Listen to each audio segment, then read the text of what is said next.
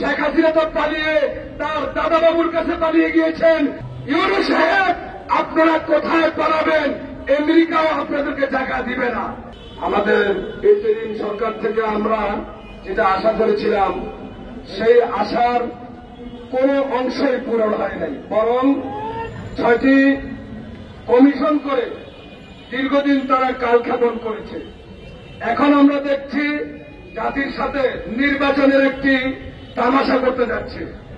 তবে সে নির্বাচন যদি তামাশামূলক 14 সালের মতো নির্বাচন হয়, 18 সালের মতো নির্বাচন হয়, 24 সালের মতো নির্বাচন হয়, শেখ হাসিনা তো পালিয়ে তার দাদা বাবুর কাছে পালিয়ে গিয়েছেন। ইউনূস সাহেব, আপনারা কোথায় পালাবেন? আমেরিকাও আপনাদেরকে জায়গা দিবে না। বান্ডেল থাকলে প্রতি সেনমানিতে টাকা বাঁচবে। বিকাশ সেনমানি বান্ডেল কিনে জিতুন প্রতি লেনদেনে। আমার বিশ্বাস, জুলাই সনদ বাস্তবায়ন এবং 14 দল সহ জাতীয় পার্টিকে নিষিদ্ধ এবং নির্বাচনের লেভেল প্লেইং যদি তৈরি করানো হয়, তাহলে এদেশে সুষ্ঠু নির্বাচন হবে না। আমরা লক্ষ্য করছি সরকার একটি সময় নষ্ট করে তারা ইতিমধ্যে ইসলাম বিরোধী কিছু কর্মসূচি গ্রহণ করেছে। যেভাবে কোরআন সুন্নাহ বিরোধী আইন এদেশের জনগণ গ্রহণ করবে না, সরকারের কোরআন সুন্নাহ বিরোধী কোন আইন আমরা মেনে নেব না।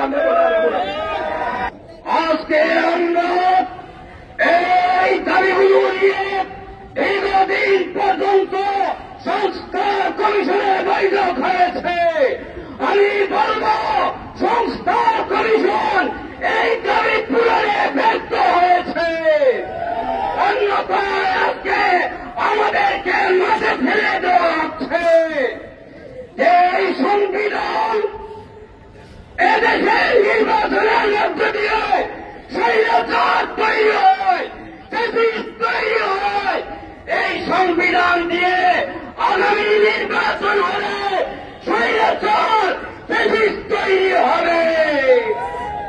অতএব জুলাই সনদের আইনি ভিত্তি দিয়ে আগামী দিনে জুলাই সনদের মধ্য দিয়ে জাতীয় নির্বাচন অনুষ্ঠিত হবে। অন্যথায় যদি জুলাই সনদ বাস্তবায়ন আইনি ভিত্তি না দেওয়া হয়, তাহলে যারা দেশে রক্ত দিয়েছে তাদের রক্তের সাথে গ্রেফতারি করা হবে। আগামী দিনে আন্দোলন সংগ্রামে অংশগ্রহণের উদাত্ত আহ্বান রেখে আমার বক্তব্য শেষ করছি।